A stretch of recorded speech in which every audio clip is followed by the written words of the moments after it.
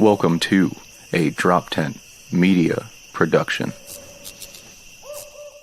The Porcupine with Adam Nutter.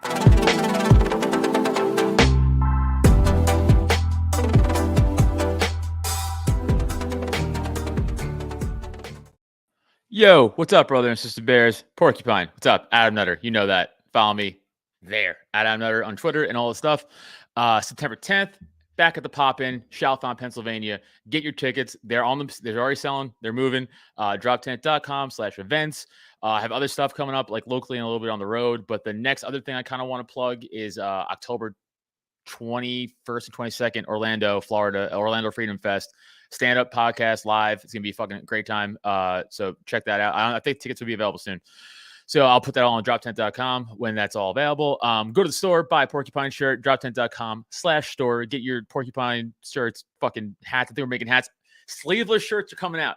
And if you're a true Adam Nutter fan, you got to get a sleeveless Porcupine shirt. So get those shirts. But enough of me. Guys, I've been wanting to do this episode about Woodrow Wilson for a long time now. He's a piece of shit and the worst president we've ever had. And I was scouring for a good guest for a while, and I couldn't find one that was like super knowledgeable on the topic that I really wanted. And then I got recommended CJ Killmer, who runs the Dangerous History podcast. And I was like, oh, this dude's the man. So without further ado, here is CJ Killmer from the Dangerous History podcast. How are you, sir? Very good. Very happy to be here. When I heard you wanted someone to talk shit about Woodrow Wilson, I was like, I got this. Perfect. That's exactly what I needed. So obviously, as you know, it's 2022 and everybody's like, Trump's the worst president ever. Obama's the worst president ever. Biden's the worst president ever. When in reality, they're all nothing compared to this guy who started the downfall of what I like to say, America as we know it. Because I'll say this bit and I'll leave you to it. I remember seeing a chart about like American prosperity. And it was like 1916 to 1917. It was just like up, up, up, up. And then like 1970, 1918 hit. And it was like down, down, down, down. So ever since this guy in, we just went down hell in a handbasket. Why? Yeah, well, any president who starts World War III in the era of nukes will instantly overtake Woodrow Wilson as the worst ever. That is true. If the current corpse in chief does actually succeed in what seems to be his goal of simultaneously starting World War III with Russia and China, then he'll suddenly bump Woodrow Wilson out of the top spot. But until then, yeah, he's the worst when you look at both the damage he did to this country, but also to the world. I mean, right. George W. Bush did a hell of a lot of damage to the world, but Woodrow Wilson makes him look like an amateur in a lot of ways. So, and the other thing is, a fair number of well-read libertarians, they know a lot of the kind of big picture reasons why people who think the way we do ought to hate Woodrow Wilson.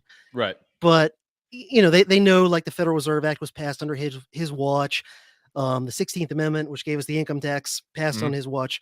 But they might not know, like, there's a lot of other reasons to hate Woodrow Wilson. And in this series that I've actually been working on it for years at this point, and I've done up through part 9. I'm currently working on part 10, and I think it'll probably go roughly 15 parts by the time I'm done. It's crazy. And some of these episodes are like multiple hours, just one episode. And I wanted to go like deep dive, like, there's these big picture reasons to hate him and go through all of like the implications and legacies of that, right?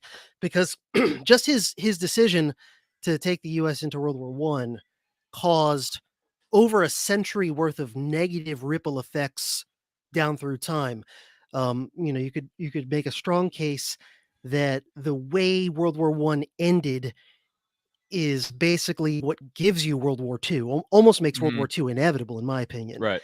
And also that World War I and the way the U.S. got into it and how the U.S. intervened into it and altered the outcome of the war, really in a lot of ways, gave you the Bolshevik Revolution being successful in Russia, gave you the first communist state in practice, and so there's just so many negative repercussions to the U.S. getting into World War I. So I'll start at sort of like early in the guy's life, because I covered his life even before the presidency. I'm calling it, Wilson's life and career, because he was a career academic, which I was up until about a month ago when I walked away from formal academia.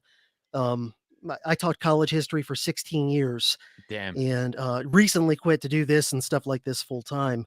So I know academia very well. Can I ask, is it because it's a progressive shit show? Oh, that's part of it. There were other reasons too, Yeah. but definitely. And, at the college I was at, it wasn't so bad. I was basically at like a slightly upgraded community college. Okay. And, all those, like the worst aspects of the insane wokeism and whatever, they were a bit slower to come to a school like that.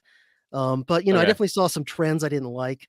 And just in general, even setting aside like the current, woke madness, um, just the way academia is structured. And this actually goes back to Woodrow Wilson's time as an academic, that his time period when he was in academia, which was like from the 1880s until the early 1910s, is the period where academia as we know it really came to be. And so things like the PhD system and like the rigid separation of different disciplines, whereas before the disciplines were a little bit blurry, like you would have a professor that might teach history and economics and political science. Well, things started to get very, rigidly defined and all that. And then also the progressive takeover of academia really started in Woodrow Wilson's era. He was one of the big players in it, but there were others. And this is something I actually go over in some of the earlier episodes, that the American concept of academia that comes in around the turn of the last century, in many ways, it's plagiarized from Prussia and later from Germany. This whole idea of like the Right. PhD system and, Okay. universities that are very closely tied to the state and that are in a way kind of very ideologically conformist. So when people talk about like, oh, this is usually like blue pilled boomer cons will sort of have this idea that they apply to, and I'm sure you've heard somebody like Michael Malice talk about this, where they'll be like, oh, the news up until like a decade or two ago was super fair and not ideological and whatever. It's like, no, the news was always very, Right. very ideological. It's just becoming Yeah. more obvious now, right? Right. And the Malice same, is big on that. Yeah. He's always yeah, been pointing out, like, he's like, no, he's like, it's always been corrupt. It's always been like brainwashing you. Right. It wasn't so much in your face as it is today, with just like blatant, like, you have those Yeah. fires behind CNN, the like peaceful protest. You're like, Yeah, like stuff like yeah. that. It's like lying to you now. Yeah. Yeah, I mean, guys like Walter Cronkite, they were just better at like pretending they were Right. being fair and balanced or whatever. And then of course the other thing is, before the internet era, you didn't have very many alternative sources of information, and so that as well. But same thing with academia, where some people think like, oh no, it was only pick your date, 20 years ago, or maybe in the 1960s or whatever, that academia got taken over by leftists. It's like, no, academia as we know it was created Right. by progressives. Right.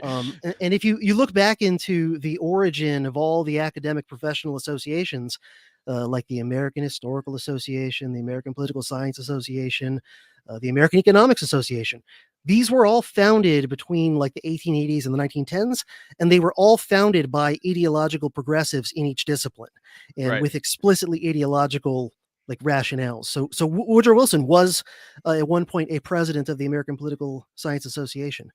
So anyway, he's Okay. a career academic.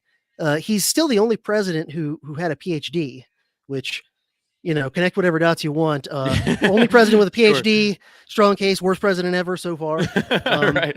Maybe we shouldn't have any more PhD presidents. And Well, it's like I the never got a higher- PhD, so I can say that. It's like the higher you go in that world, it's like the douchier you get. It's like the more like you lose touch from like basic reality, I feel, almost. And there's also another thing I heard about in academia. It's like that's the only pretty much like career where test taking could get you to like top.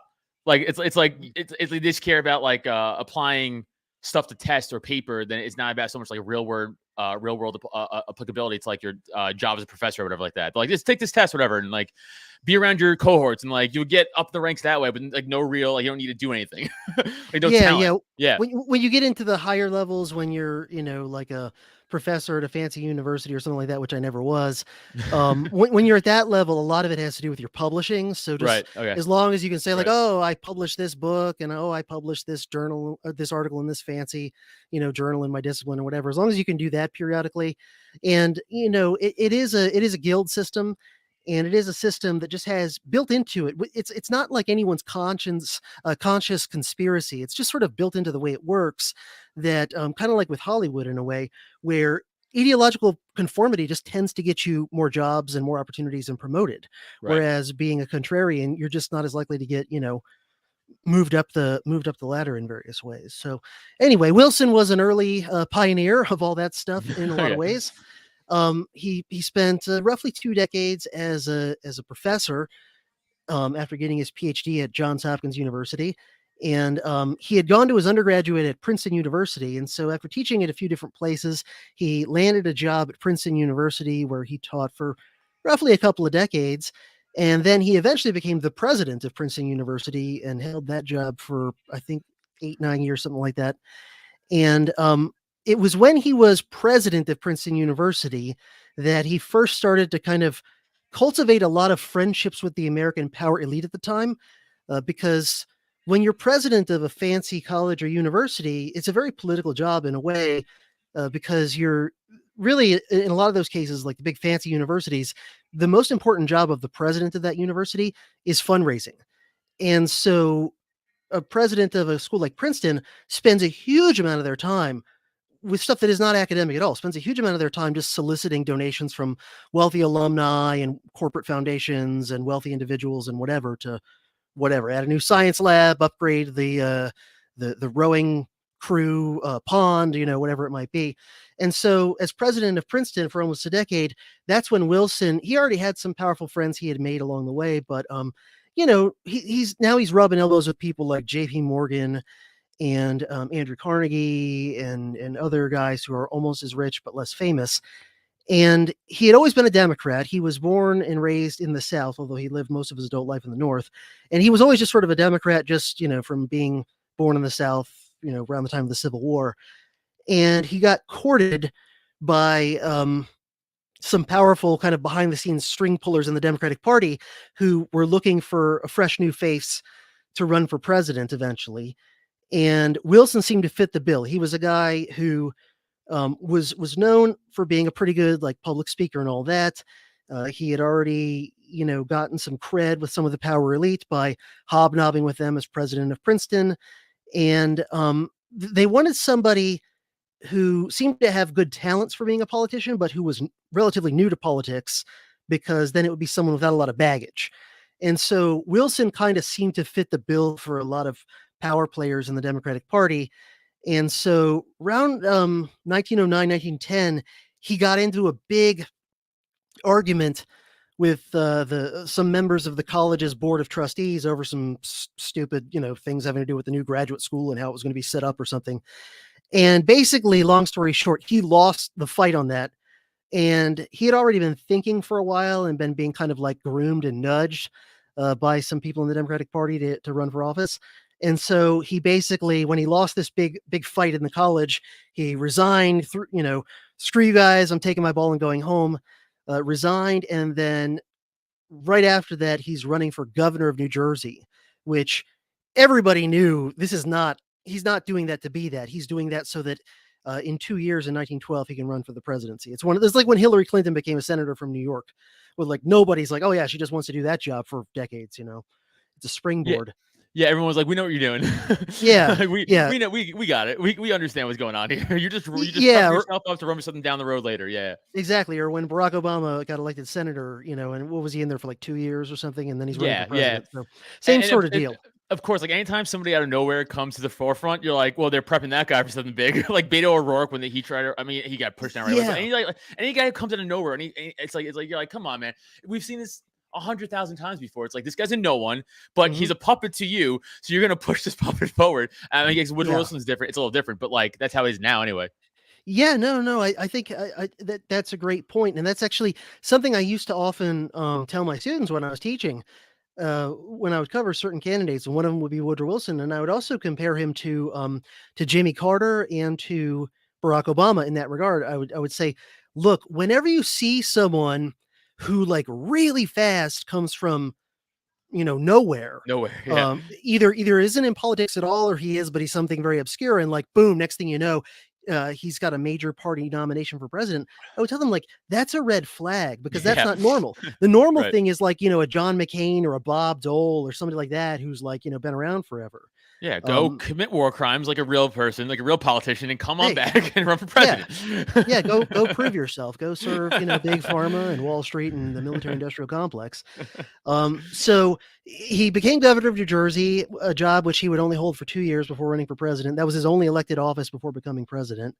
And I actually did an episode just on that because it often gets overlooked in a lot of coverage of Woodrow Wilson, his time as governor. But I found it pretty interesting because you can actually find he's doing a lot of the same things he later does as president, in terms of his political strategies and in terms of his ideology. He real quick shoved through a bunch of progressive wish list reforms in a hurry as governor of New Jersey.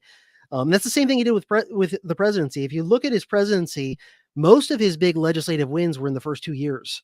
And then he kind of a little bit ran out of steam after that. That's sort of what happened to him as governor of New Jersey. Now, in that job, he was already looking to run for president after 2 years, so it didn't really, catch up to him. But just one little interesting thing I'll mention that I dug up that I don't think very many people, even who have studied Woodrow Wilson a fair amount, know about. Like most progressives of that time period, he was a supporter of the idea of eugenics. And it wasn't like his centerpiece, project. Right. He wasn't, other progressives were much more obsessed with it. But, pretty much every leading progressive of back then, including progressive Republican Teddy Roosevelt, as well as Woodrow Wilson, at least to some degree, supported the idea of eugenics. And eugenics was very much, it came out of the mind of progressives. Right. And he actually, when he was governor of New Jersey, he got the legislature to pass and he signed into law a eugenics act that I forget the exact details, but it was one of these. A lot of U.S. states were passing them in the early 20th century, and it was one of these that gave the state all kinds of new powers to just declare somebody unfit and sterilize them, whether they consented to it or not, and would set up a special state board that would just decide who gets sterilized. And not only did I dig up that, and that's, by the way, if you read most biographies of Woodrow Wilson are written by people who at least mostly like him, which is typical of a lot of presidents. Right. That's very most people who write biographies of Teddy Roosevelt, they're at least mostly positive towards Teddy Roosevelt. Right. And so a lot of these sorts of things get left out. The normal establishment take on Woodrow Wilson is he's mostly great, except he failed to get the U.S. to ratify the Treaty of Versailles that ended World War I, and that was a horrible disaster because they believe that that's what caused World War II to happen. I don't think it really mattered whether the U.S. ratified that treaty or not. Yeah, of course. I mean, again, when you have people starving to death, like in Germany, the bread lines and all that stuff, right? It's a real thing, and they're like, yeah. Hitler ran off that. Yeah. Well, he ran off that platform. Yeah, exactly. Well, the establishment take is, well, if the U.S. would have ratified that treaty, then it would have also joined the League of Nations, and somehow magically that would have made the League of Nations actually effective at preventing World War II. Which right, I don't. No But this is written by modern day establishment hacks who basically love the United Nations, and so they need to then say, well, the only reason that the League of Nations didn't prevent World War II was just because America was too stupid and isolationist to join it. And setting that aside, on the issue of racism, I absolutely think Woodrow Wilson was a racist. Right. And actually, the next episode I'm going to make in the series is just going to be all about him and the issue of race, because he's definitely a racist, but it's more complicated than a lot of people think. A lot of people think, well, he's a Southerner born around the time of the Civil War, so he's racist. Well, if you look into Woodrow Wilson's racism, it's not the racism of a poor Appalachian redneck or a rural Klansman or whatever. He's not dropping hard R's. yeah, not very often. Although Right, supposedly in private he liked to tell some good N-bomb jokes, but his racism is much more of this Ivy League educated genteel racism, right, which in a way is actually, I think, more dangerous and more scary. It's the pseudoscientific racism behind something like eugenics, which is different than just the just kind of bigotry of some redneck or something. Right. But anyway, so when he not only did he sign into law a eugenics bill in New Jersey during his brief time as governor there, a law that, by the way, was later thrown out by the New Jersey Supreme Court for being unconstitutional. Of course. But thankfully, as far as I know, nobody was ever sterilized under that bill. Although in some other states, in some other states where those bills were passed and were not, thrown out by courts, people were sterilized. It is kind of scary though to think that was a thing, and then like right now, that could be a thing. Like they're still like they talk about crazy shit all the time. Like maybe not sterilization, but like, you know, let's take away guns. Let's fucking do this. Let's do that. It's like this is all bad. And like it doesn't. It never goes away. Like it just because it was 100 years ago, they're still trying crazy shit 100 years later. Like it doesn't fucking matter. Yeah, and you know, maybe it's not like race-based eugenics, but look at what happened in this country, and then also to a much greater degree in places like Canada and Australia in regard to all the COVID nonsense. Freezing where it's bank like, accounts. I mean, if you won't take this vaccine that doesn't even do what a vaccine's supposed to do, then we can basically take away most of your like basic fundamental rights, like your right to travel, your right to go to work, like all these. It's just it's crazy. But one thing I can't help but mention, I was kind of proud of myself. I dug this up. This is mentioned nowhere in any of the many books on Woodrow Wilson that I've read.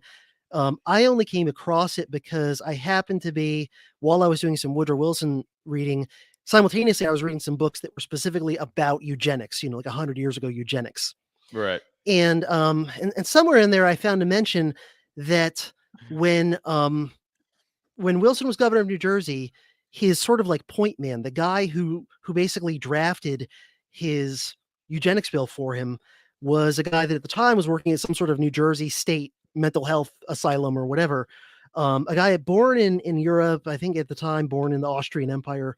And his name was Edwin Katzenellenbogen. And he moved to the United States. Shit. Yeah. He's like, you know, from probably what today would have been like Czechoslovakia or something like that. Back then was part of the Austrian Empire. And he was born there, became some sort of like a doctor of psychiatry or something. Huge proponent of eugenics. That was his thing. Moved to America for a while, happened to be working at this New Jersey facility, and was Wilson's guy writing his eugenics bill for him. Right now, sometime after that, like I think in the 1920s or early 30s, Katzenellenbogen moves back to Europe, right around the time the Nazis take over places like Germany and Austria. And Katzenellenbogen was at least part Jewish, and he got arrested by the Nazis, thrown into one of the camps. I think it was Buchenwald, but it might have been one of the other. I forget which one it was. I think it was Buchenwald. And so he's in the Nazis camp, you know, one of their camps for Jews. But when the Nazis found out he was an expert in eugenics, they basically hired him. And so he was in the camp. He was a prisoner, but he was also like collaborating with the Nazis on some stuff. And so he was getting treated better than the other prisoners. He's like the dude in Star Wars who built the Death Star. Exactly. Like we're gonna, you're not a prisoner, but you're a prisoner. It's like, yeah. I mean, he was still in the camp, but like, you know, he got better treatment. I'm sure he got a better, you know, room or whatever, because he was actually assisting the Nazis in the camp with some of their like horrific experiments and crap having to do with eugenics. And I was not able to track down all the details of what exactly it was he was specifically doing there, but I did see mentions that the other prisoners hated and feared him and saw him as, you know, obviously like a traitor to them. And then also whatever it was he was involved with in that prison at the end of World War II, when that camp was liberated, Katzenellenbogen was actually arrested and tried for crimes against humanity and convicted. He wasn't executed, but he got thrown in prison for, I think, the rest of his life or close to it. So now just zoom out for a second and think about this. The guy who wrote Woodrow Wilson's eugenics law when he was governor of New Jersey later showed up during World War II, helping the Nazis carry out experiments, war crimes in one of the death camps that were bad enough he got convicted of crimes against humanity. Like, if that doesn't put Woodrow Wilson in a new light, like, this guy wasn't his best friend or whatever like that, but still the fact that this guy was his advisor on eugenics. That's like me writing a book about respecting women and then getting like Jeffrey Dahmer, or not Jeffrey Dahmer, like he's better, like the Green River Killer, to get like a, you know, like, you want to write a chapter in this about respecting women? Like, you know, what do you think about it? He's like, I don't know, I murdered them. I'm like, all right, cool, write it. It's psychotic. It's like, and the fact that doesn't get brought up more. I never heard of that. I never heard that, like, this not right hand man, but like his number one legislative guy for the he's like, he's doing fucking Nazi experiments and shit. That's crazy. Later is working for the Nazis. Yeah. And again, I've read probably at least 10 different biographies on Woodrow Wilson. I never saw this guy mentioned in any of them. And I can't believe that all these different, these people that wrote like 700-page books about Woodrow Wilson and did years of research for it. I can't believe that none of them ever came across that little tidbit, that the guy who wrote his eugenics bill later showed up working for the Nazis. Right. I can't believe that none of them ever came across this, which begs the question, why is it not mentioned in any of these books? And again, the only reason I came across it was because I was reading books specifically about eugenics, not about Woodrow Wilson. So anyway, interesting. So then after being governor of New Jersey for 2 years, he gets the Democratic Party's nomination for president. He ends up winning basically because of a fluke. And I did a whole episode on his first election to the presidency, the 1912 election, which was a weird one. It was a legit 3-way race where like all 3 candidates of the major parties of the time actually mattered. So what happened was, in the Republican Party, you had incumbent President Taft, and then Teddy Roosevelt came out of retirement to challenge him for the nomination. So think about this. It's like you've got a still popular ex-president. This is back before they were limited to 2 terms, right? So, TR had already done 2 terms, but he still could run for more.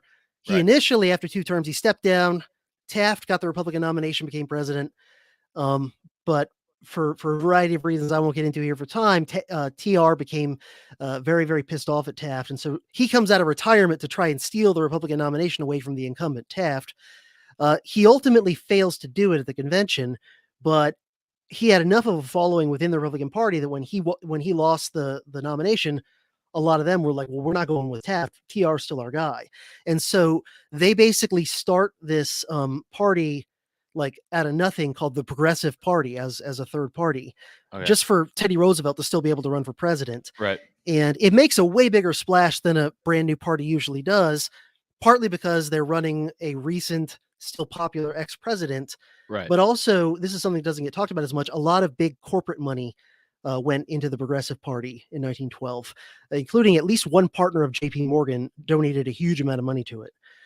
So it ends up being a 3-way race between Taft, the Republican, Teddy Roosevelt running as the Progressive Party guy, and then Woodrow Wilson as the Democrat. Wilson wins the presidency because he wins the Electoral College. He only won like, I think just over 40% of the vote, something like that. He won of the popular vote. But because, what would normally be the Republican vote was split between Taft and Teddy Roosevelt, then that allowed Wilson to win enough states that he won the Electoral College and won the presidency. Okay. So he got elected president with like, almost 3 out of 5 Americans having voted for somebody else. So wow, got that in common with Lincoln. Right. So he comes in and he does what he did in New Jersey, which is come out of the gate. He was very skillful at using rhetoric and using the press to get legislators to pass what he wanted to pass. He had done it effectively. I'll say this, he's a pretty effective president. Now, I think most of the things he's doing are bad, but in terms of like, here's the things I want to do and then getting them done pretty quickly, he's pretty good at it. Like he could teach, Trump a few things about, actually getting done some of the stuff you say you want to do. So his first year as president, you get a whole bunch of different things passed. A lot of them were things that were not just his projects, but were like on the progressive wish list for years before this. And probably would have been passed by somebody around that time period, if not Wilson. But you get, of course, the Federal Reserve Act passed in 1913. You also get the 16th Amendment, which had been in the works for a long time and had the support of most progressives, as well as most populists, which was another faction back then that's a little bit different from the progressives. They have some overlap, but they're kind of their own thing. But one of the things they had in common is they both favored an income tax. Right. So they get that passed. And, a few things I'll say about the income tax. One is, sometimes people, when they talk to me about Woodrow Wilson, they'll say, well, is there anything Wilson did that you like or that you agree with? And I'll usually say, the only thing I can think of is he was pretty good on the issue of the tariff.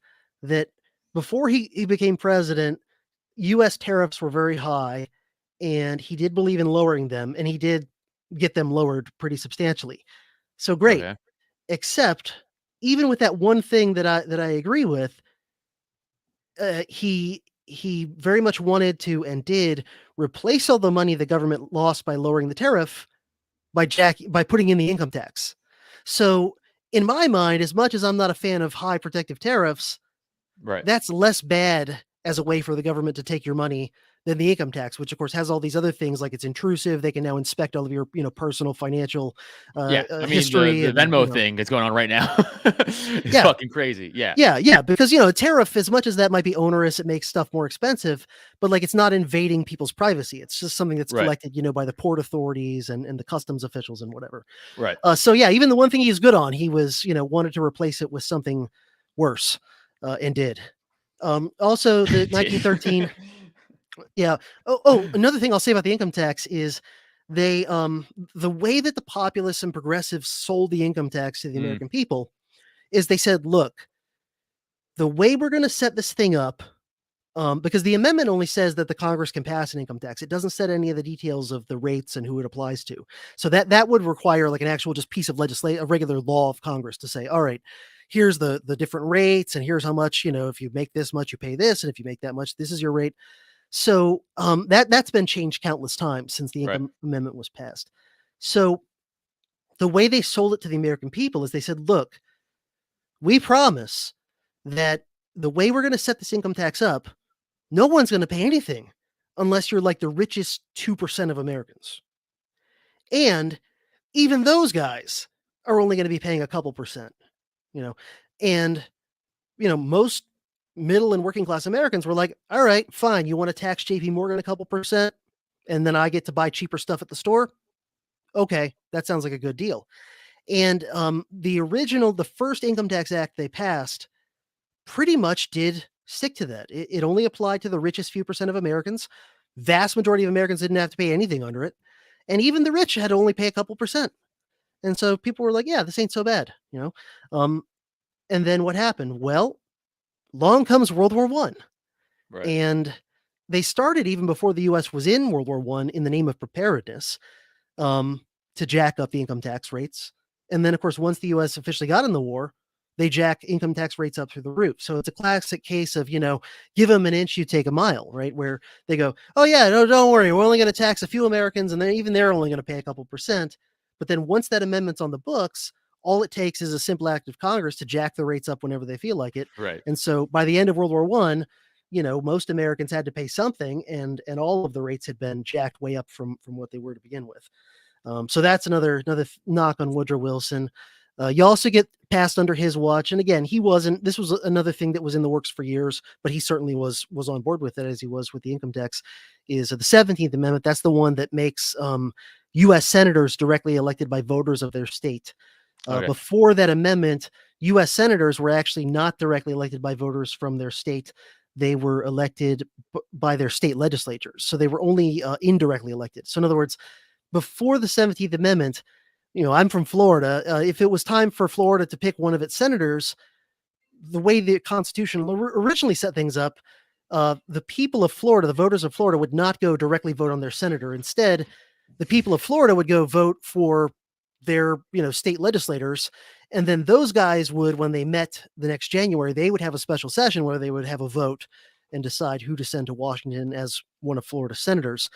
And, the knock on that from kind of a libertarian perspective, it's really more from a decentralist perspective, which is when you do that, senators no longer, before the 17th Amendment, was passed, the Senate was sort of like the UN of the states, meaning the states were represented there as states because those guys were picked by their state government, not by the voters. So it was less democratic, which, we know more democratic doesn't always mean better. Sometimes less democratic is better. It kind of depends on what gives you, the better result. But it means that the states were kind of cut out of the loop in Washington. So, the way I've heard it described is like, the UK has their embassy in Washington. Russia's got its embassy in Washington. Germany's got its embassy in Washington. You know who doesn't really have an ambassador in Washington? Florida. Right. New York, California. Right. Because the Senate is no longer that. The Senate is just another, democratically elected thing. Right. So there's that. And then, of course, the big thing is World War I starts in 1914. Woodrow Wilson initially says, I think his instincts were originally good, which his original instincts were the U.S. shouldn't get involved. This is a European thing, which is what most Americans thought too at the time. And that was the popular move. Right. I remember always hearing about that too, of everybody being like, I know obviously war is a money making economy. We all know that. And obviously politicians want fucking war.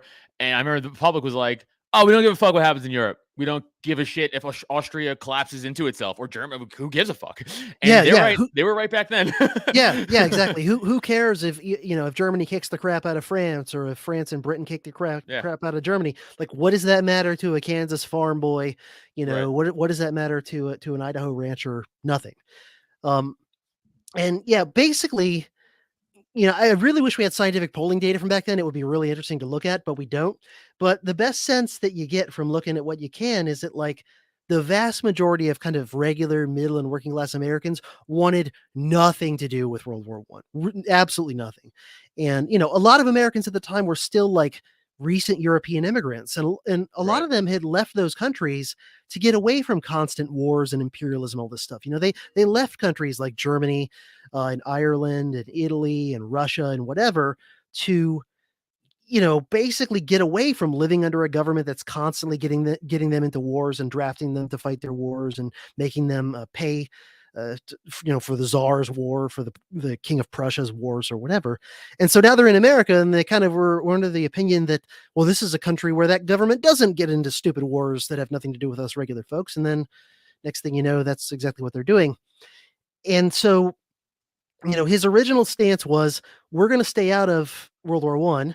It's very popular. But here's the thing. The American elite were almost all totally pro-British for a variety of reasons. Some of it's financial, some of it's cultural, some of it's, family ties and things to the old country. The American elite were overwhelmingly Anglo-Saxon WASP types. Yeah. And so they were always in their hearts pro-British and wanted America to get into the war. They saw America as an Anglo-Saxon country in their mind. And they saw it as, and a lot of British guys of the elites at the time felt the same way in reverse about America, that, if only the American Revolution was a tragic mistake. If only the two great Anglo-Saxon nations of America and the British Empire could, make friends again, this would be great. And there's this whole racialist ideology behind this called Anglo-Saxonism, where they thought basically that Anglo-Saxons were the master race and whatever. And again, there were elite guys in Britain and elite guys in America that believed this. So they wanted in on the war. Guys like J.P. Morgan wanted in on the war, both to make money and because they were Anglophiles. And in addition to that, almost everybody in Wilson's cabinet was super pro-British. So they're constantly nudging him to be pro-British. And didn't take long until Wilson's being very double standard in his approach to the different sides of the war, even while he's saying America's neutral. So, the British actually started, you hear a lot in America about the German U-boat blockade during World War I and how, this broke all the rules of warfare and it's evil and whatever. And it's like, yeah, there's some truth to that it did kind of break the previous rules of naval warfare. But the truth is that the British started breaking the rules of warfare on the seas first. And they imposed, at the very start of the war with Germany, they imposed a total starvation blockade on Germany that kept out everything, including things like food and medicine. And so over the course of World War I, hundreds of thousands of German civilians were dying of malnutrition and whatever. But in America, people weren't hearing about it. They had no idea what was happening. And the Germans only retaliated with the U-boat blockade after the British had already been imposing a total starvation blockade on them first. And the Germans didn't have as powerful of a surface navy as the British. So the only way they could fight back, fight fire with fire, was to use the submarines. And so the American press, which was largely dominated by British interests at the time, and I recently did a whole episode about British propaganda in the U.S. during World War I. It's like 5 hours long if anyone's interested. Yeah, it's like literally the longest podcast episode I've ever made. Most people don't know that the British government ran for 3 years, right? World War I started in the middle of 1914. America doesn't officially get in until the spring of 1917. So for almost 3 years, the war is going on, but America is officially neutral. Right. But during those 3 years, the British government were running a gigantic propaganda operation inside the United States that was controlling most American media. And I go through it in excruciating detail in that huge 5-hour episode. Yeah, I don't think there's I don't think there's I don't think there's one American in 1,000 who knows this even happened, even though it's been a lot of it's been exposed. A lot of it's been exposed for like 90 years. But like you are, and like it's just one of those things. Like I consider myself like a pretty good history buff. You know, like I read up on stuff, and you're somebody who's like super obviously knowledgeable about that. And like I've never heard of any of that what you just said. That was very much never like it's kind of hard to find.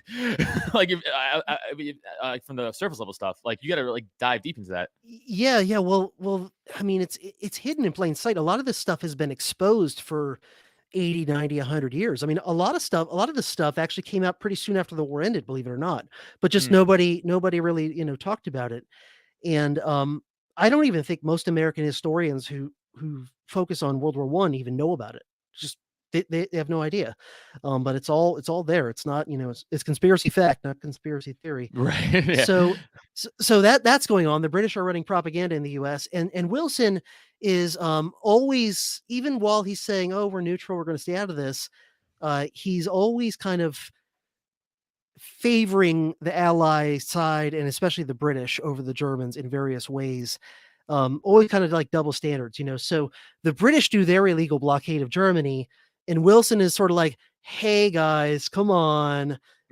You're not supposed to do those sorts of things." Right. And the British are basically like, "Yeah, well, we're going to do it. So what are you going to do?" And Wilson is like, "I tried. Hey, Yeah, I asked him," and they said, "No, I don't know what to do." It's very much, half-assed kind of token protest, like, "Oh, well." Whereas when the Germans do their blockade, it's more like, "Hey, you evil sons of bitches. You are enemies of civilization with your barbaric blockade. You better knock that shit off." It's like just a completely double standard, right? It's, we see that so often, right? In the way, so much, if Iran persecutes some dissidents or Russia persecutes some dissidents, we're like, "You evil, monstrous, barbarian sons of bitches." But if, I don't know, Saudi Arabia decapitates a bunch of dissidents, we're like, "Yeah, well, you know what? They have a different culture than us, and we have to respect their, of course." It's and that's why it's also funny. It's like a lot of progressives are like, they're like, "Don't like Islam." Islam. It's like, well, you guys don't care about them just throwing gay people off roofs. So why don't we talk about that? It's like they everybody picks and choose what the fuck they want to use. Yeah. No one ever wants to be fully honest. It's very annoying. Yeah. They get very offended when the Islamic, fundamentalist government in Iran persecutes people, but they don't seem to care nearly as much when the Islamic fundamentalist government in Saudi Arabia does it, Right. And I mean, you can make a strong case on that like, as bad as the Iranian government is, I think there's a good case to be made. The Saudi government is even more oppressive as just a fundamentalist theocracy. But anyway, so Wilson does eventually get the U.S. into World War I, but not until he gets reelected. He gets reelected in 1916. It's a very close election, but he does get reelected. And the centerpiece of his campaign in 1916 was basically anti-war. Famously, his campaign slogan is, "He kept us out of war." Like if there were bumper stickers back then, that would have been the bumper sticker. "He kept us out of war, Wilson, 1916." And I believe that Wilson initially was sincere when the war first broke out. I think he really meant it when he was like, "I want to stay out of this. We should be neutral." I think he meant it for a while. I don't think he meant it for very long, though, sincerely. I think within about a year and a half, he had already made the decision in his own mind. Of course, one of his closest advisors was Edward Mandell House, the famous Colonel House, who wasn't a real colonel. And he was a super rich, powerful guy within the Democratic Party at the time. And his father was actually from England, moved to the U.S. before the Civil War, and became one of the richest men in Texas. And so Colonel House, quote unquote, was always a hardcore Anglophile. He, spent a lot of time vacationing back in the old country. He had all kinds of business and friendship relationships with the British elite. And he's the kind of guy when Colonel House would go visit the UK, like he would be having lunches with dukes. He might even have a meeting with the king. Like this is how plugged in he was to the British elite. And he was, for Wilson's presidency, he was Wilson's closest advisor and super good friend until they had a falling out near the end of his presidency. So like he's probably the most important guy, like nudging Wilson to be pro-British and eventually get into the war. But his whole cabinet, with only one exception I know of, was hardcore pro-British. So he runs for re-election on an anti-war thing, basically. Hey, vote for me and I'll keep us out of the war still is the message. And on that message, he wins. And within 5 months of winning re-election on an anti-war platform, he gets America into the war. So, and there's even there's a quote somewhere that he supposedly told his personal secretary, who's another guy very close to him, supposedly either right before or right after he asked Congress to declare war and get the U.S. into the war, he told his secretary something like, yeah, I actually decided we needed to go to war a long time ago, but I just had to wait until like public opinion was finally nudged enough that I could do it. This is honest. So, yeah, behind closed doors, he's Yeah, of occasionally course. honest. So he gets America into the war, and he gives this famous speech, which like almost every president since has almost plagiarized this speech. Like if you look at, for example, when George W. Bush is getting ready to invade Iraq or whatever, look at what he says to explain why we got to do this. It's always like liberation, freedom. Exactly. Have to change something. It's starving, death. It's always the same moniker. It's all this humanitarian Right. shit, and it's all the cover story, Always. right? So famously, Wilson's speech says things like, "We must make the world safe for democracy." Right. And he says Fuck this you. war is all about this war is all about saving and protecting democracy. It's about standing up for the rights of small nations in the face of bullies and all this bullshit. And whether he deluded himself enough to believe his own hype or not, I don't know. But because he can't go and be like, listen, JP Morgan and all the other biggest, Wall Street banking cartels, they loaned a shit ton of money to the British and French and Russians and pretty much nothing to Germany and Austria. And here's the thing. The Germans have to lose this war, otherwise Wall Street doesn't get paid back. And so, sorry, but we're going to have to jack your taxes up. We're going to have to ration things in the economy. We're going to have to draft a few million of you to go fight. But hey, what do you expect? Like JP Morgan's going to take a haircut on his portfolio? Like that ain't happening. Right. That ain't what I'm here for, Right. And you can imagine if an American president ever gave a speech that honest about why they're going to war, like there'd be guillotines getting set up, in DC and New York City by the end of the day. Probably not, because they just do what they want anyway. I mean, that's true, but it is that thing of like, it's kind of sad that like I still feel like we're American at heart, but like we're not. Like we're not the people we used to be. Like we got so fucking cucked and bullied down and beat down over it. It's like now we're like, could you increase my taxes? I want to give more. It's like that. Well, there's definitely a significant percentage of us who are that way. But, yeah, I mean, but guys like you and me who are like, fuck this, fuck this. Yeah, we're still out there, but like, unfortunately, we don't run shit, and we also there's still like, legitimately, there's still I would say 50% of this country that is sadly hardcore blue pilled, like hardcore blue pilled. And until you start breaking that, good luck changing anything, because the Democrats and progressives are great at one thing: infiltrating and fucking shoving out the people they don't want. They are great at that, and you should take a lesson from them, honestly, with that shit. Yeah. Well, they're very savvy. They're like the neocons, except they're an even bigger group. But they're like the neocons in the sense that like they're very slick at taking over institutions and like infiltrating things and playing the long game. Yeah. Yeah, they're great long conmen. They really are. Yeah. Multi-generational. So Wilson gets the U.S. into the war, and there's just this giant list of terrible things that flow from that. Domestically, of course, you get like taxes jacked way up. You get the Federal Reserve doing all kinds of crazy stuff they hadn't done during their first few years in operation. You get arguably the most heavy-handed censorship and propaganda coming directly from the government this country has ever had. Like today, the censorship and propaganda is more indirect and subtle. It's often done through like private quote unquote companies, like social media companies and news companies. But in World War I, it was like direct, ham-fisted, like almost Soviet or 1984 style. He sets up a propaganda bureau called the Committee on Public Information, run by a bunch of progressive propagandists like the chairman, George Creel, guy who later becomes much more famous, Edward Bernays is part of it, Walter Lippmann, all these progressive like journalists and admin and propagandists and whatever. And they crank out huge amounts of propaganda. The government also does heavy-handed censorship. It's during Wilson's administration during World War I that we get the Sedition Act and the Espionage Act, which basically include clauses that are applied as criminalizing free speech. Basically, the government takes those laws and says, well, because there's a war, we can now throw you in jail for saying or writing things the government doesn't like. And Okay. literally thousands of Americans go to federal prison during the war for things they say or publish or whatever. So just straight up anti-free speech, just completely taking away the First Blat- Amendment, blatantly just Yeah. bulldozing it, not even fucking Yep. close to trying to cover it up. But how did they get away with that? I mean, because I will say this. I mean, yeah, social media can censor you for sure, right? But that's technically not a government institution. So, And like, a lot of it's very subtle. A lot of it's like, right, just manipulating the algorithm and shadow banning and all these other techniques they right. do. But And an actual government organization, do like even today, I think that would get some serious pushback. Like, I don't think that would be. I think that'd be harder to pass now than back then. I think. oh, I think you're right. And here's the thing that I think happened is I think because it was unpopular. A lot of that stuff made a lot of Americans disillusioned. And if you look at this country in like the 1920s and 30s, a lot of Americans, it's maybe the most sophisticated that the general public ever was in terms of being skeptical about the government and wars and propaganda. Because it's in the 20s and 30s that you get things like Smedley Butler leaves the Marine Right. Corps and starts, speaking out about that.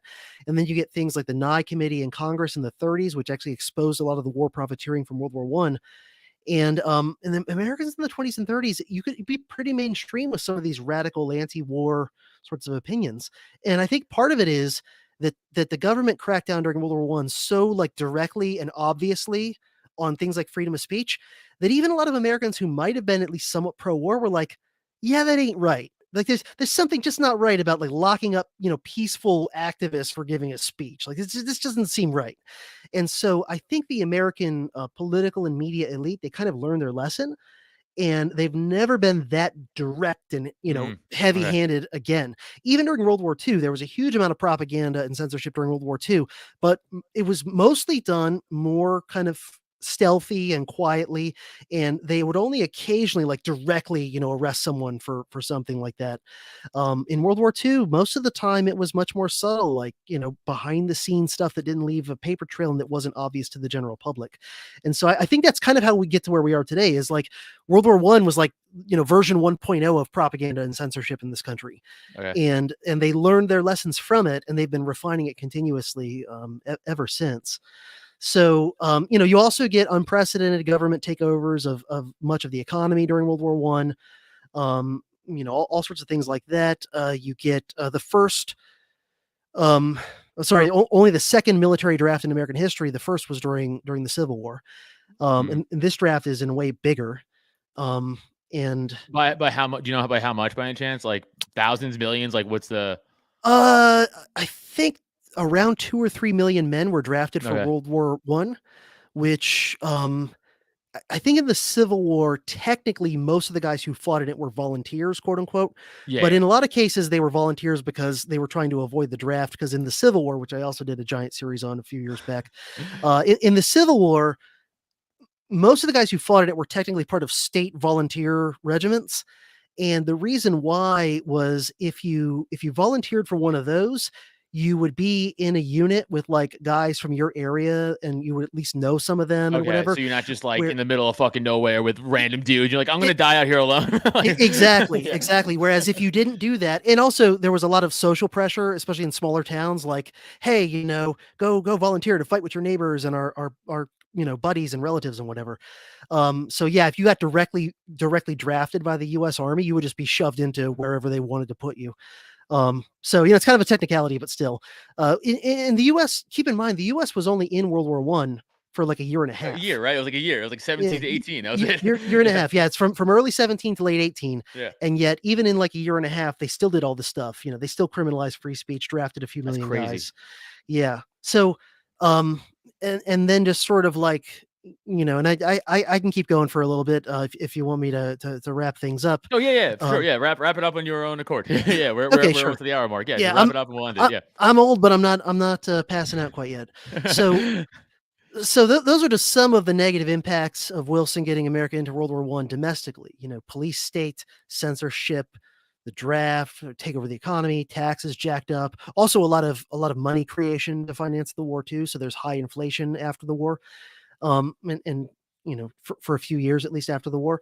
And but in terms of the world, what happens is before the U.S. got into World War One, it really looks like that war was getting ready to be something close to a draw.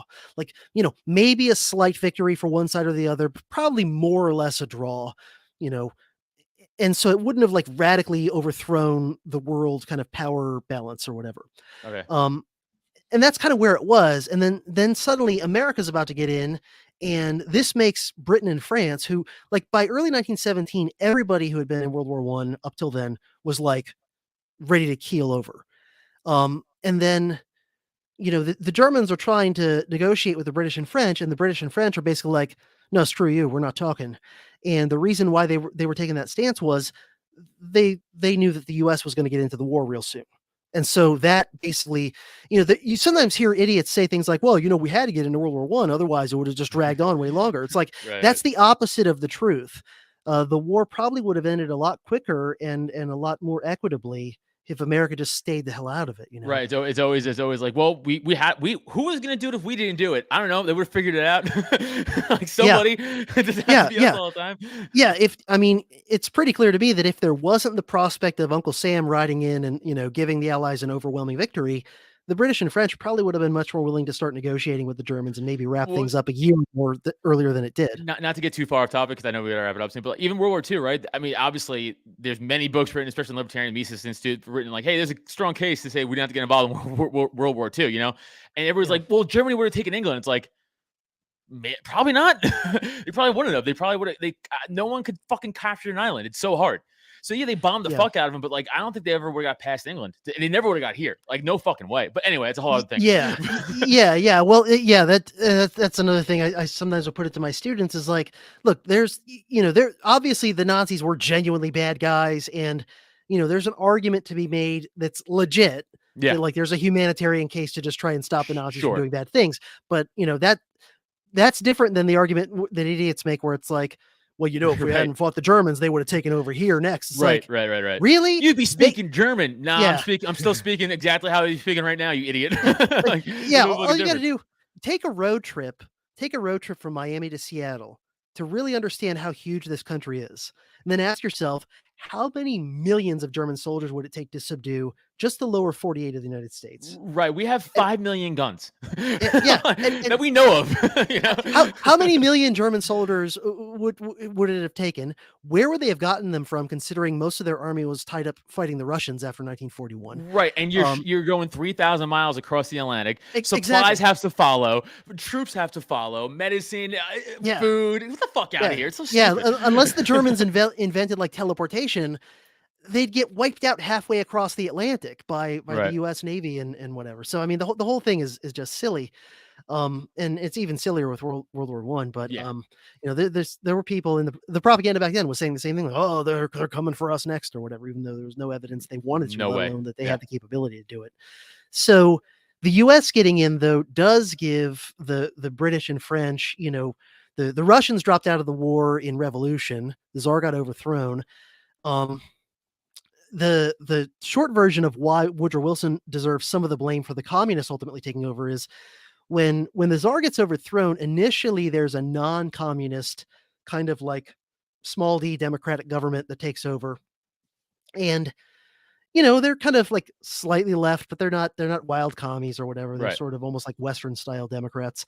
And Wilson and the rest of the Allies basically bribe and coerce that government into keeping Russia in the war, which was hugely unpopular with the Russian people. And because they were getting wiped out at a million a clip. They had taken horrific losses and millions of people, and so the new they called it the provisional government of Russia is like, all right, we're going to stay in the war. That suddenly made them hugely unpopular with the masses of Russian people, and along comes the Bolsheviks. And what made the Bolsheviks popular and eventually able to take over wasn't that like Russian peasants and workers in factories all started reading Karl Marx and got persuaded. It was that the main slogan was peace and bread. So the biggest thing the Bolsheviks ever did to make themselves popular was say, hey, support us and we'll get this country out of World War One. And so, there's a strong case that if Wilson and the other allies hadn't, bribed and coerced the provisional government into staying in the war, they might have stayed popular enough that the Bolsheviks, because the Bolsheviks started out as like a tiny fringe radical group, Right. and had the provisional government gotten Russia out of the war, they would have been popular. The Bolsheviks wouldn't have had a prayer. So there's that. And then at the treaty negotiations at the end of World War One, the Allies, because of American involvement, had way more leverage than they would have had. So it's not going to be a draw. It's going to be an overwhelming victory for their side. And Wilson, his initial instincts, I think, were right. His initial instincts going into the peace conference were, I don't want a lopsided peace that punishes the losers too badly. I want a fair peace. Okay. But his other thing that he was obsessed with was this idea of creating the League of Nations. That was his baby that he was just obsessed with. He thought, as long as we get the League of Nations created, it's going to solve every other problem in the world. And so what happened was, he goes into the negotiations, and the leaders of Britain and France, they're like way more like sophisticated, strategic politicians than Wilson was. Wilson was like a dumb Boy Scout. Okay. And so the leaders of Britain and France, their goal was like, we want to take Germany to the cleaners. We want to take everything we possibly can from them, punish them, rub their nose in everything, take away territory from them, try to destroy their economy, whatever. So Wilson comes in and he's like, hey guys, I think we ought to do a fair peace and not treat Germany too badly. And the British and French are like, oh yeah, well, that's not how we feel. We want to take Germany for all they're worth. Wilson's like, but I don't want to do that. And the British and French basically tell him, well, Mr. President, here's the thing. If you don't let us take Germany, rake Germany over the coals, we're not going to go along with your League of Nations idea. So yeah, one or the other. Either you let us take Germany and we support the League of Nations, or you don't let us, rip Germany off and no League of Nations. And Wilson was so obsessed with the League of Nations that he was like, all right, you know what?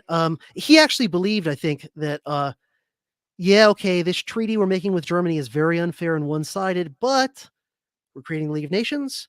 And you know what? In a few years, the League of Nations will fix that treaty and make everything fair, which of course never happened. Right. So it's due to Wilson's own priorities and his own, bungling and everything. I don't think he should have got America into the war at all, but if he did, I think he should have stuck to his guns that the most important thing was having a fair peace, because Germany gets screwed over so badly and so unfairly at the end of World War One that, as you were saying, towards the beginning of our discussion, like, man, if you were trying to make an entire nation super resentful and scheming for revenge and maybe make them be willing to listen to crazy nut jobs like the Nazis, there you go. Like, you couldn't do much better. Plus all the economic effects, of the war reparations and the hyperinflation that it sparked in Germany. Like, if you were trying to set up a sequel to World War One, you couldn't have done much better if you're trying to do it on purpose, as what was in the Treaty of Versailles. So, yeah, I believe that Woodrow Wilson deserves not all the blame, but a lot of blame for how World War One ended, and for World War II even happening, and for the communists eventually taking over in Russia, and then by extension, communists taking over in other countries down the road. So he deserves at least some of the blame for communism being a big thing in the world. And I don't think it's deliberate. Like, I don't think he actually was a communist. He was a progressive, not a communist. But almost the same. yeah. But like I don't think he liked the Bolsheviks. But his actions unwittingly paved the way for them, even though he didn't intend it that way. And he deserves at least some of the blame for the Cold War, and of course he deserves the blame for what he called. I did an episode, I think it was part 5 of Woodrow Wilson, that was just all about taking apart his academic writings, because this guy was in academia for like close to 30 years. And so with him, we've got a window into his brain that we don't have with other presidents, where, for 30 years, he's writing and speaking about history and political science. And we have to assume that what he was saying during that period were like his real thoughts, because he was a tenured professor. He wasn't running for office, right? When a politician says stuff during a campaign, you always have to treat it, as suspect. But, when you're a tenured professor just freely speaking your opinion, like, that must be what you really believe at the time, right? And so, I did a multi-hour episode just taking apart, which was horrible because he's a terrible writer, and he's just like, I mean, some of the quotes that I read of that, it's just ridiculous. Like, he does a, giant page-long paragraph and says almost nothing. It's just like, Okay, yeah. jargon and It's- yeah, repeating just bullshit, himself yeah. and clunky. And it's it's not postmodern, but it's almost like the postmodernist where he like has huge amounts of word salad that just say nothing. Right. But what he talked about in a lot of his writings was he believed that all human societies were evolving toward what he called modern democracy.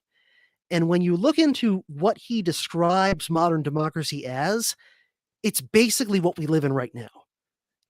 We are living in Woodrow Wilson's idea. We are living Okay. in his idea of what he called modern democracy, which is, a giant centralized country where it's democratic in the sense of there are elections.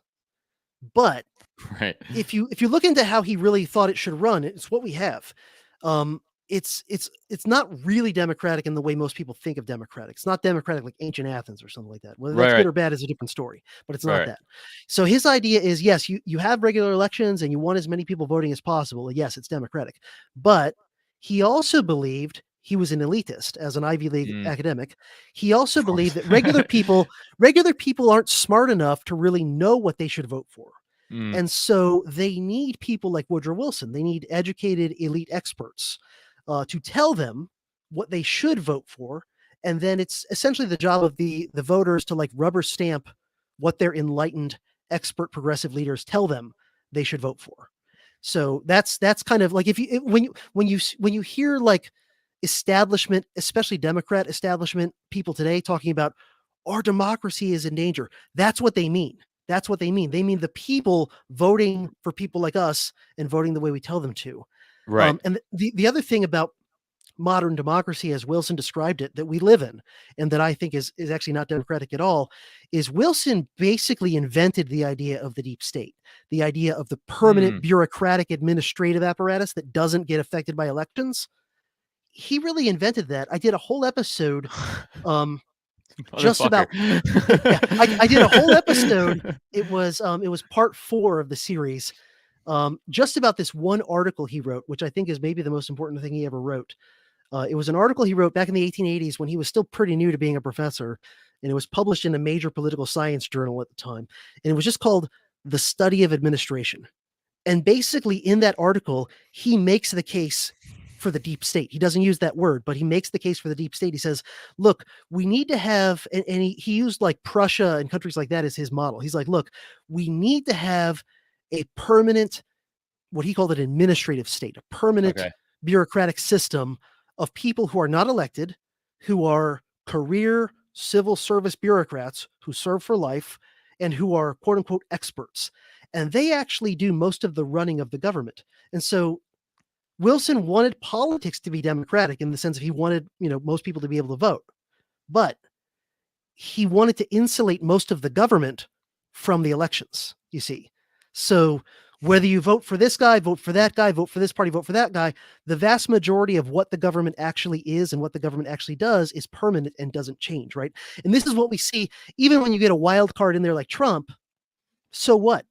Most of the FBI, most of the State Department, most of the CIA, most of the Pentagon, whatever, are the same people. They're the same people who have been there in some cases for 20, 30, 40 years. And you know what? The president can replace a couple guys at the top of that organization. Doesn't matter. And you could see just how effectively Trump was completely sandbagged from doing almost anything that he wanted to do. I'm sure you heard that the Pentagon wasn't even telling him the truth about how many troops we had in Syria. Like, right. Yeah. If that doesn't show you like who's the president doesn't really matter. And again, we are living in what Woodrow Wilson imagined in 1887. Right. There's a story I heard Bill Clinton tell, who again, out of all the elite scumbags, he's up there. And but this goes to prove your point. I remember I heard a story where he just got elected, and who was the CIA director at the time? Was it Petraeus? Not Petraeus. It wasn't Petraeus, but it was Bush. Who the fuck was it? Not Bush? Who the fuck was the CIA director at the time? Clinton got it. Whoever that was. Yeah, I don't remember. Anybody in the comments, hit me up. Throw it in there. He goes to him. He's like, I want to go to Area 51. And he laughs in his face. He's like, no. He's like, you don't get to go there. He's like, I'm the president. He's like, you don't get to go there. Sorry. And he's like, oh. He's like, and that's when I realized he's like, I'm not really in charge of shit. That's coming from Bill Clinton. Yeah, so yeah, like, which yeah. I mean, it really makes me wonder. Like, I'm agnostic about whatever Trump is or is not guilty of right now. Like, I'm not a huge Trump fan, but at the same time, I don't think he's this horrible Nazi or whatever. We're all And in the same also, boat. Yeah. yeah, and also, honestly, put a gun to my head. Like, I think he was the lesser evil in 2016 and in Not even 2020. close. You know? It's not Yeah. even close. So, but I'm not. Most people who are willing to say Trump isn't Hitler are then like they think he's the national messiah who really is going to make America great again. I don't believe that. But Of course, no, you it's know, nonsense. But to compare the Biden administration, who's like actively, is it awesome around here? Is inflation not at almost at all time high? Is Yeah. gas still at $4 fucking? Shut the Yeah. fuck up! Like it's Yeah. not the same. They're not the same. Yeah, and I'm sure you remember when Trump, especially like early in his presidency, the establishment is like, oh no, what if he recklessly provokes World War III? And like he never did that. not even But close. who is provoking World War III is the freaking Biden administration, right? They're Right. they're the ones, But that's the problem, provoking though, China dude. and Russia. Is they don't like hit all again. Remember, I said before, unfortunately, half of this fucking country is still blue-pilled morons. They'll have Ukrainian flags in their profile right now, and they think we should be going to war. So like they don't think that because they're like, well, Trump would have went to war with bullshit, but we're gonna go to war with something that really means something. It's like, yeah, you got it, nailed it. Yeah. We want to make sure that trans Ukrainian men can get pregnant and get abortions.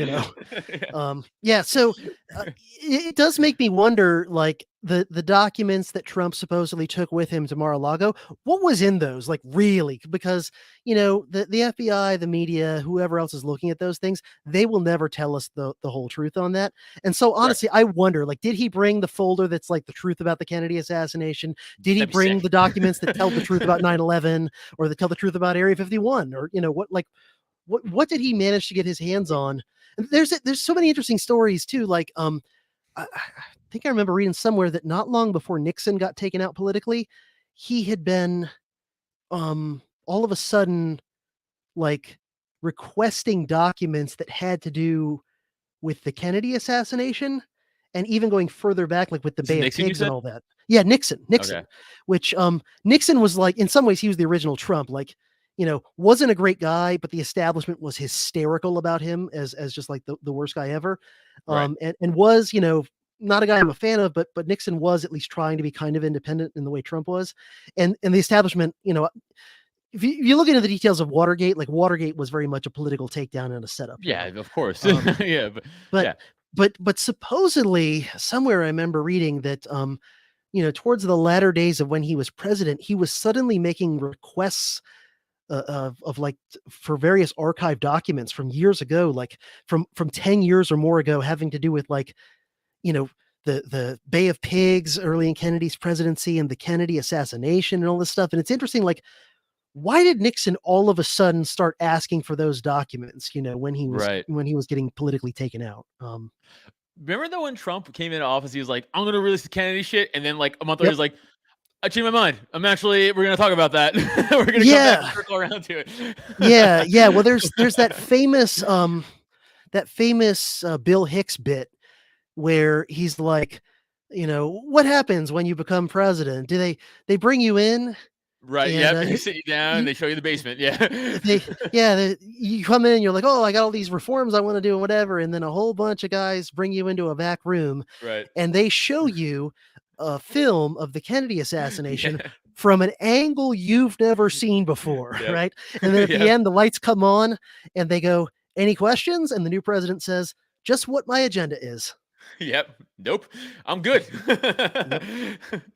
CJ, dude, we could end it here. That was fucking man. I want to have you back on for a part 2, or maybe something else like Civil Wars. You're so fucking fascinating to talk to, man. Like I have so much stuff I never heard of before. It's so fucking interesting. I'm sure everybody listening to and watching fucking loves you. Please tell everybody where they can find you and support you, please. Yeah, sure thing.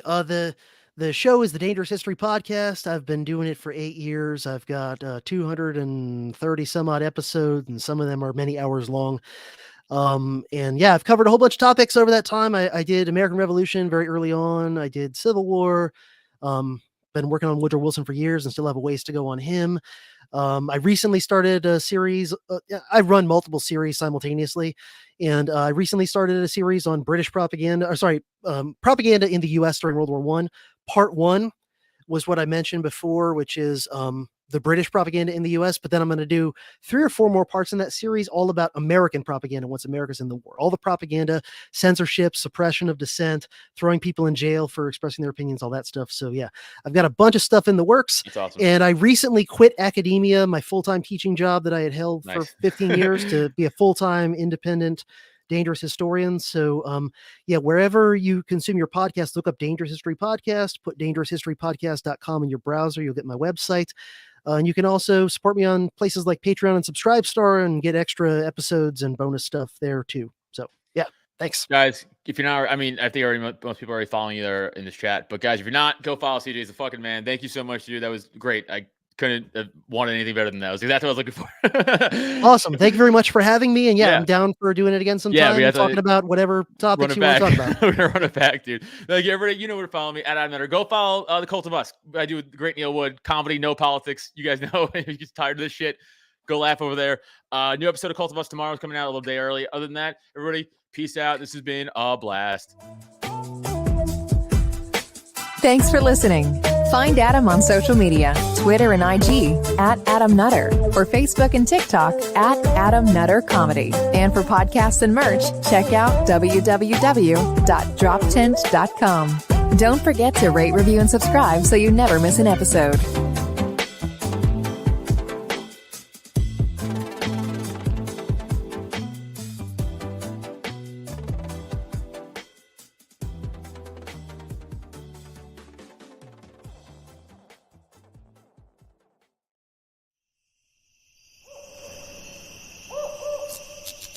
This has been a Drop Tent Media production.